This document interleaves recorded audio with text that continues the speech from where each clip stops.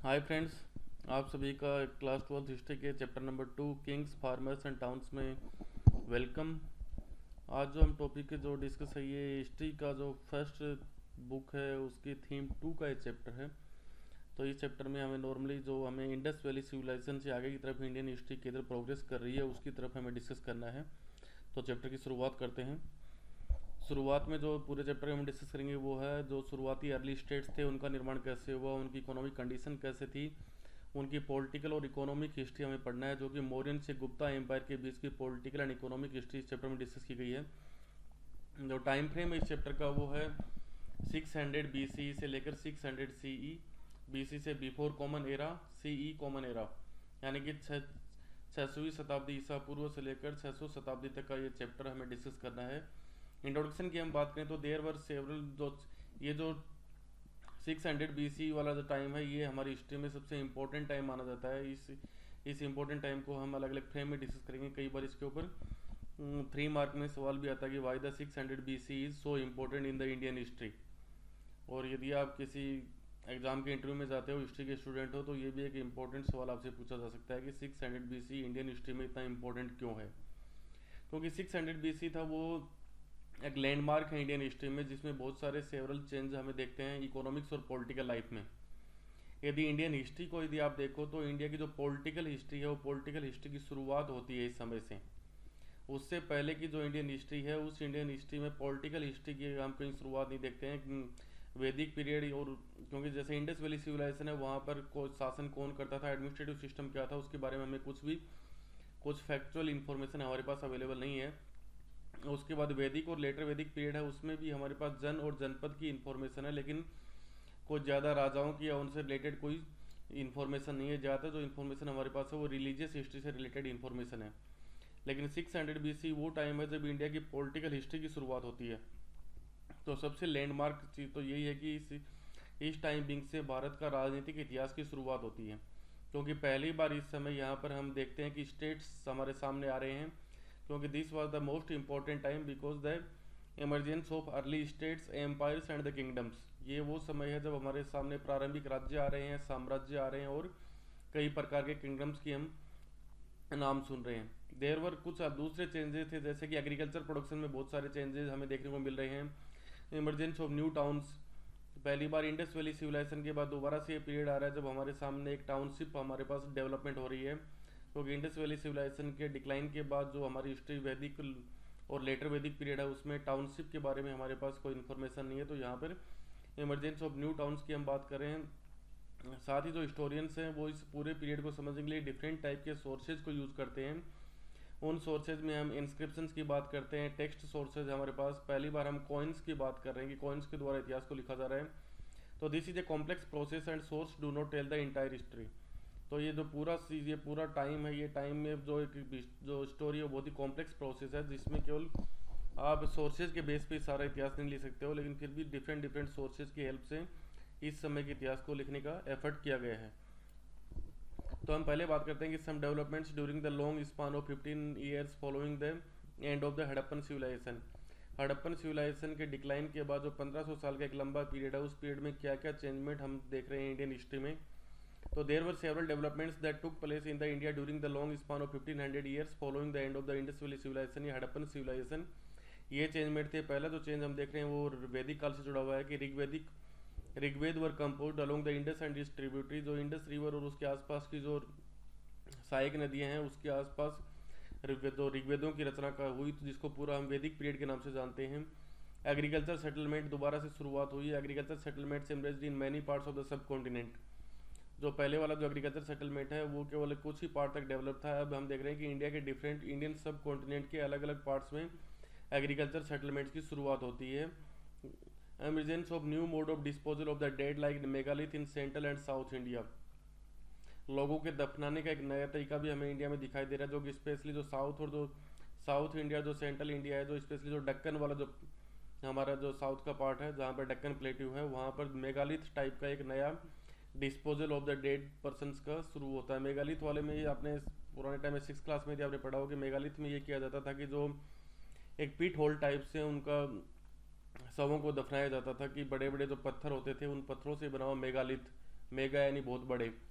तो जो बड़े बड़े पत्थरों से उन लोगों की कब्रें तैयार की जाती थी और उन्हीं के अंदर जो कुछ होल टाइप एक शेप बनाई जाती थी, जिससे कि बाद में उस होल से स्टोन को हटाकर कोई भी नई डेड बॉडी को उसके अंदर डाल दिया जाता था। तो इस प्रकार से मेगालिथ वाला सिस्टम हम देख रहे हैं कि बड़े बड़े स्टोन्स के नीचे जो मृत व्यक्ति होते थे, डेड पर्सन होते थे, उनको दफनाने का काम किया जाता था। तो ये जो पूरी प्रोसेस है वो हम सेंट्रल इंडिया और साउथ इंडिया में देखते हैं। Emergence of new towns and kingdoms, इस समय नए नए नगरों का उदय होता है और नई नई प्रकार के साम्राज्यों का भी निर्माण हम देख रहे हैं। तो इस समय की जो हिस्ट्री है, इस सारी हिस्ट्री को जानने का जो सबसे बड़ा सोर्स है वो हमारे पास रिटर्न सोर्सेज हैं। तो यहाँ जैसा कि हम सभी को पता है कि इंडस वैली सिविलाइजेशन की राइटिंग के बारे में, उसकी स्क्रिप्ट के बारे में आज भी हमारे पास कोई इन्फॉर्मेशन नहीं है। लेकिन इस समय की जो राइटिंग्स हैं, वो जो इंस्क्रिप्शन हैं, उनको पढ़ने का काम एक ब्रिटिश ऑफिसर्स ने किया है, जिससे कि इस समय के इतिहास को लिखना सुनिश्चित कर पाए हम। तो उसका नाम था जेम्स प्रिंसेप। जेम्स प्रिंसेप था वो ईस्ट इंडिया कंपनी में एक मिंट के अंदर ऑफिसर था। उसने जेम्स प्रिंसेप का सबसे बड़ा जो कॉन्ट्रीब्यूशन है वो ये कि उसने ब्रह्मी और खरोष्टी जो स्क्रिप्ट होती हैं उनको 1830s के पीरियड में उसने पढ़ने में सहायता प्राप्त की। और ब्रह्मी और खरोष्टी लिपि में, ब्रह्मी और खरोष्टी स्क्रिप्ट में जो भी इंस्क्रिप्शन थे वो उनको पढ़ पाया। In the script he found a mention of a king called Piyadasi meaning the pleasant to behold. तो इसी स्क्रिप्ट में लिखा हुआ उसे एक इंस्क्रिप्शन में एक बार बार एक वर्ड मिलता है जिसका नाम जो पियदसी है, जिसका मतलब प्रेजेंट टू बी होल्ड माना गया है। और ये वर्ड है वो कई प्रकार के जैन साहित्य और बौद्ध साहित्य में मिलता है, जो कि बाद में हमने पता लगा कि ये जो पियदसी वर्ड है ये एक मौर्यन एम्पायर के एक शासक अशोका हैं उनको एड्रेस करने के लिए लिखा गया है। There is a perception that Piyadasi must have been used for the king Ashoka grandson of Chandragupta Maurya. जो पियदसी वर्ड है वो उसके बारे में माना जाता है कि ये सम्राट अशोक के लिए यूज किया जाता था, जो कि मौर्यन एम्पायर के फाउंडर चंद्रगुप्त मौर्य के ग्रैंडसन थे। ये जो ब्राह्मी लेटर्स होते हैं, फिर ये आप देखिए खरोष्टी लिपि जो कि स्पेशली इंडिया से बाहर जो अफगानिस्तान वाला पार्ट है वहाँ पे पाई जाती है। और ये आपकी प्राकृत लैंग्वेज जो कॉमन पीपल यूज करते थे उसको बोला जाता था।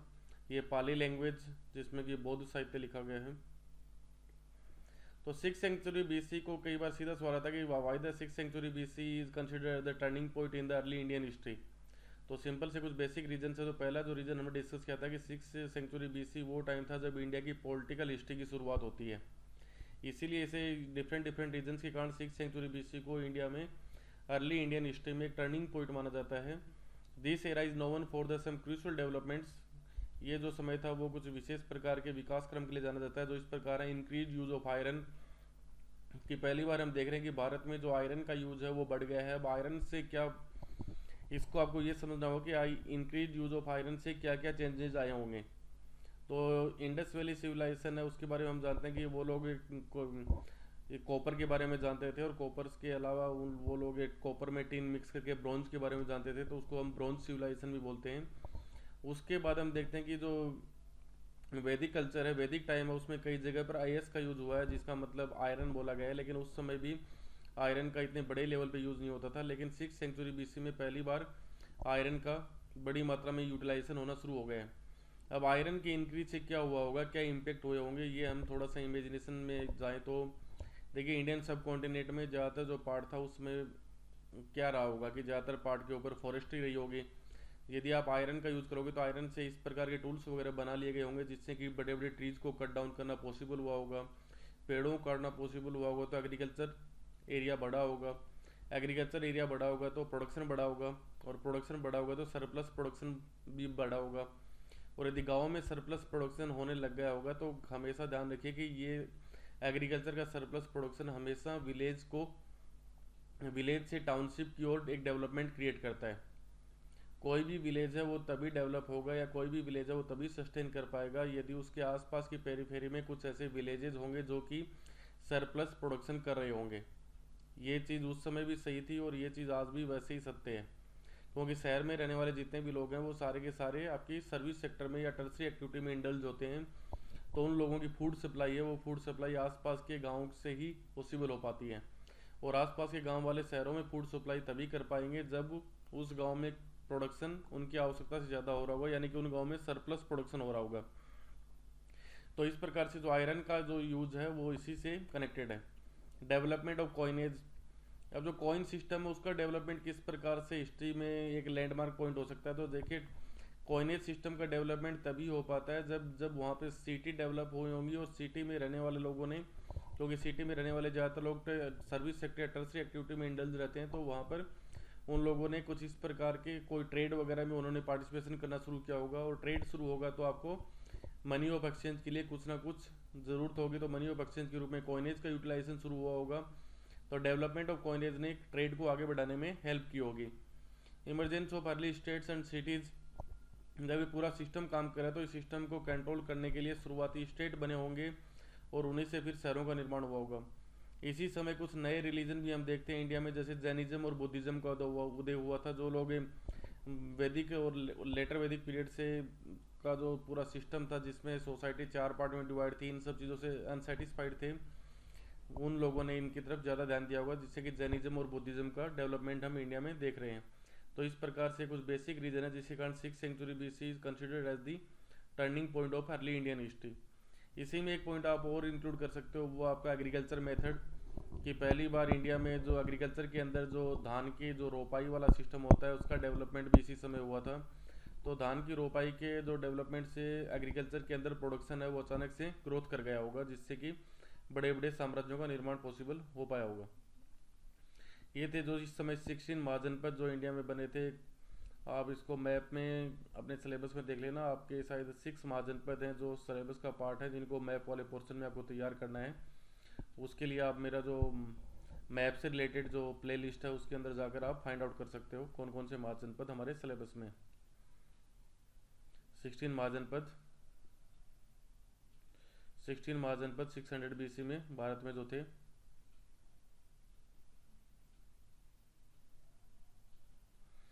अब जो कोई भी महाजनपद होते थे, 16 महाजनपद है, इनकी कुछ जो कॉमन फीचर्स है वो हम डिस्कस कर रहे हैं। तो 6th century BC is known for the rise of the 16 महाजनपद।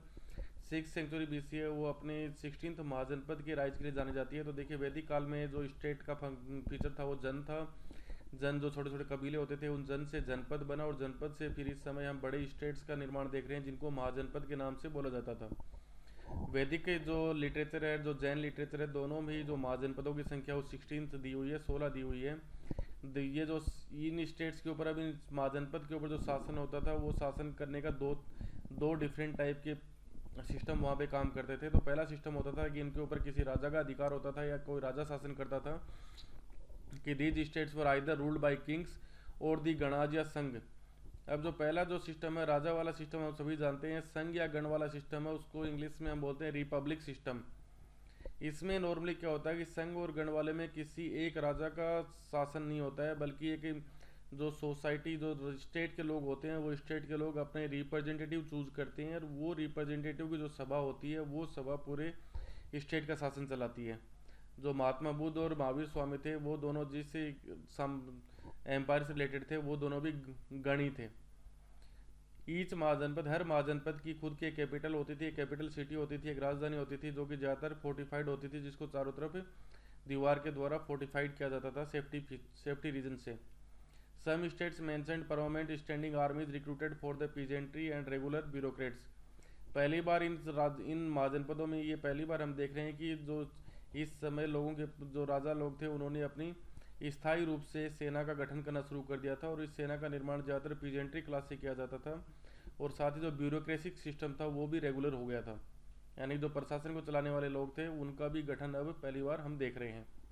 Dharmasutra laid down norms for kings and other people. साथ ही इसी समय धर्मसूत्रों की भी रचना की गई थी, जिसमें कि राजा और जो दूसरे लोग होते हैं उन सभी के लिए सोसाइटी में क्या रूल्स एंड रेगुलेशंस को फॉलो करना है वो उन सबको लिखा गया था धर्मसूत्रों में। Functions of the rulers were to collect taxes and tribute from people. इन्हीं धर्मसूत्रों में बताया गया कि जो शासक होता है उसका मेन काम होता है कि लोगों से टैक्स का कलेक्शन करना और लोगों से भेंट को ग्रहण करना। Factors for the rise of the Magadh. अब इसमें जो इम्पोर्टेंट महाजनपद है जो कि मगध महाजनपद था उसके हम रीजन देख रहे हैं कि इसी समय जो 16 महाजनपद थे, इन 16 महाजनपद में मगध महाजनपद ही इतना शक्तिशाली कैसे बन पाया, या इसका उदय इतना फोर्सफुली कैसे हो पाया, मगध महाजनपद इतना पावरफुल क्यों बना, उसके रीजन्स हम डिस्कस कर रहे हैं। तो between the 6th and 4th century BC Magadha became the most powerful Mahajanapada. इस समय इन पूरे 16 महाजनपद में 16 महाजनपद में मगध है वो इस समय सबसे पावरफुल महाजनपद बन चुका था। तो उसके रीजन्स क्या थे? तो पहला जो रीजन है वो है कि powerful and ambitious rulers Magadha Mahajanapada में कई शक्तिशाली और महत्वाकांक्षी शासक हुए हैं जिन्होंने अपने साम्राज्य की सीमाओं को बढ़ाने का काम किया, जिनमें मुख्य थे बिंबिसार, अजातशत्रु, महापद्मनंद। साथ ही availability of iron enabled the Magadhians to make tools and weapons. साथ ही जो मगध महाजनपद था, जो कि मॉडर्न टाइम का आप झारखंड और बिहार देख सकते हो, उस इलाके में ये महाजनपद था। तो वहाँ पे जिस प्रकार से आज वहाँ पर आयरन और कोयल अवेलेबल है, उसी प्रकार से पुराने समय में भी वहाँ पर अच्छी खासी मात्रा में आयरन अवेलेबल था, जिससे कि वो लोग बेहतर तरीके से टूल्स और वेपन्स का निर्माण कर पाए। साथ ही जो मगध महाजनपद था वो जो जिस इलाके में स्थित था वो पूरा गंगेटिक डेल्टा का पूरा इलाका है। तो वहाँ पर उस समय जो फॉरेस्ट रीजन था, उस फॉरेस्ट रीजन से एलिफेंट्स को इजीली कैप्चर किया जा सकता था, और उन जिससे कि एलिफेंट्स थे वो उनकी आर्मी का एक इम्पोर्टेंट पार्ट बन गए थे। तो इस प्रकार से उनकी आर्मी थी वो बहुत ज़्यादा पावरफुल हो गई थी।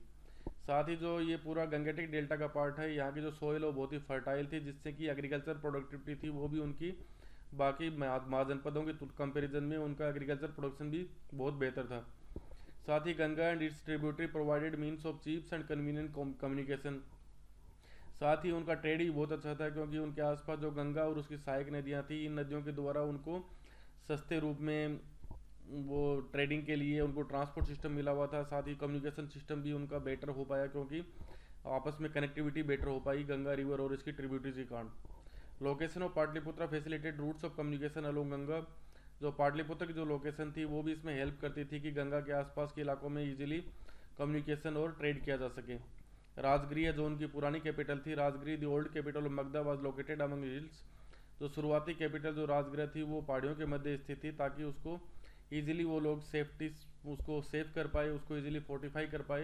यानी कि शुरुआत में जब मगध एम्पायर की स्टार्टिंग हुई होगी तो बाकी दूसरे महाजनपद उनके ऊपर अटैक नहीं कर पाएंगे होंगे, क्योंकि उनकी जो कैपिटल थी वो इस प्रकार से पहाड़ियों के बीच एक नेचुरल फेनामिना के रूप में बहुत ही सेफ तरीके से बसाई गई थी। ये आप देख सकते हो मगध पार्ट पूरा का पूरा गंगेटिक डेल्टा वाला पार्ट है जहाँ पर, और ये आज भी बहुत ही रिसोर्स से रिचफुल है ये इलाका। तो उस समय भी ये पूरा का पूरा रिसोर्स का उन्होंने यूटिलाइज किया, जिससे कि मगध महाजनपद इतना पावरफुल हो पाया। Mauryan empire. The rise of Magadha culminated in the emergence of the Mauryan empire. जो मगध महाजनपद है वो सबसे ज़्यादा पावरफुल बना है मौर्यन एम्पायर की अंडरशिप में, जिसकी स्थापना की है चंद्रगुप्त मौर्य ने। Chandragupta Maurya was the founder of the empire who extended control up to the Afghanistan and Baluchistan. Chandragupta के द्वारा मौर्यन एम्पायर की स्थापना हुई और मौर्यन साम्राज्य का उस विस्तार उस समय आप देखो तो अफगानिस्तान और पाकिस्तान, बलूचिस्तान जो कि वर्तमान में पाकिस्तान है, वहाँ तक फैला हुआ था। हिज ग्रैंडसन, चंद्रगुप्त मौर्य का जो ग्रैंडसन था Ashoka the most famous ruler conquered Kalinga, जो कि इस एम्पायर का सबसे प्रसिद्ध शासक है जिसने कि कलिंग को विजय किया था। कलिंग है वो उड़ीसा में स्थित है, उड़ीसा का पुराना नाम कलिंग बोला जाता है इंडियन एंशिएंट हिस्ट्री में। तो इसने यानी कि साउथ इंडिया में उड़ीसा तक अपनी विजय यात्रा की है अशोका ने। वैरायटी अब ये है कि पूरे मौर्यन एम्पायर की हिस्ट्री को लिखने के लिए हमारे पास कौन कौन से सोर्सेज हैं। तो सिंपल सा हम सोर्सेज को डिवाइड करें। पहला जो सोर्सेज हमारे पास है कि historians have used variety of sources to reconstruct the history of Mauryan empire.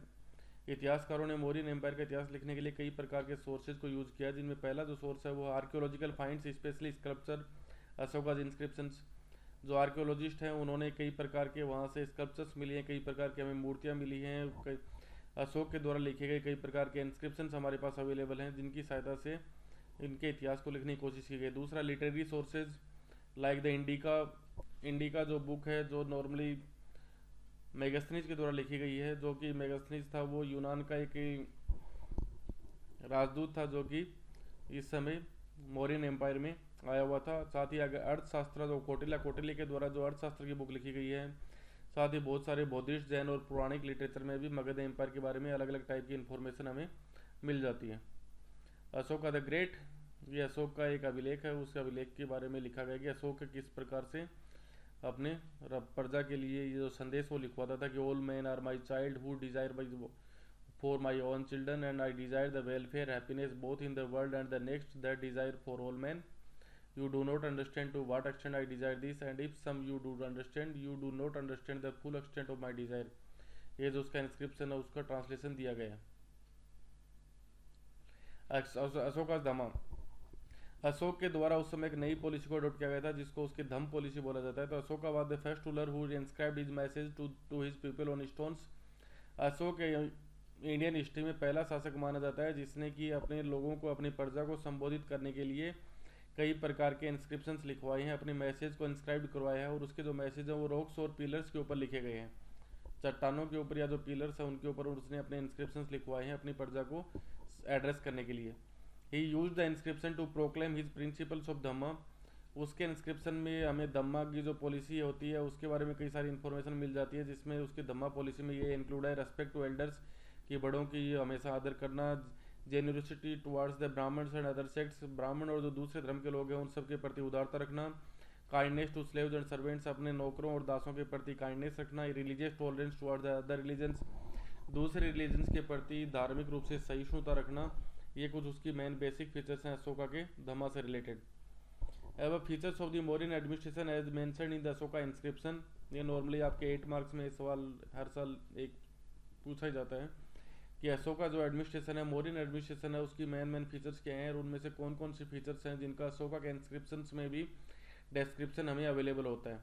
The Mauryan king was the centre of the great administrative system. जो मौर्यंस का जो पूरा एडमिनिस्ट्रेटिव सिस्टम था उसका जो सेंटर पार्ट था वो मौर्यन किंग होता था। ही एंजॉयड एब्सोल्यूट पावर, उसके पास एकदम एब्सोल्यूट पावर होती थी। The vast empire was divided into number of province. जो पूरा बड़ा साम्राज्य था उसको कई डिफरेंट प्रांतों में बांटा गया था। The Mauryan has a strong standing army. Mauryan के पास एक बहुत समर्थ रूप से एक स्थायी सेना थी। तो पहला जो उनका एम्पायर के जो 5 मेजर पॉलिटिकल सेंटर्स में उन्होंने डिवाइड किया था तो वो था they were 5 major political centres. Pataliputra जो उनकी कैपिटल थी, Takshashila, Ujjayini, Tosali and Suvarnagiri to administer the vast empire.